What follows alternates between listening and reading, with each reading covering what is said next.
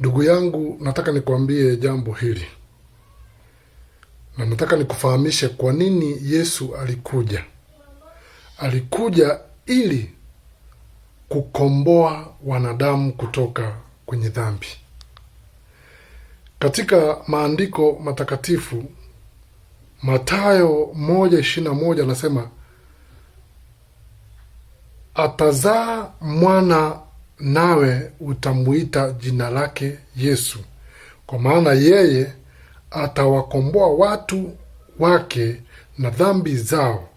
Yesu alikuja ili kuwaokoa wanadamu kutokana na dhambi. Sijui unapita wakati gani, sijui ni nini kimekupata katika maisha yako, umesahau nafasi ulionayo. Nataka nikwambie leo, Yesu alikuja ili kuwaokoa wanadamu kutoka kwenye dhambi.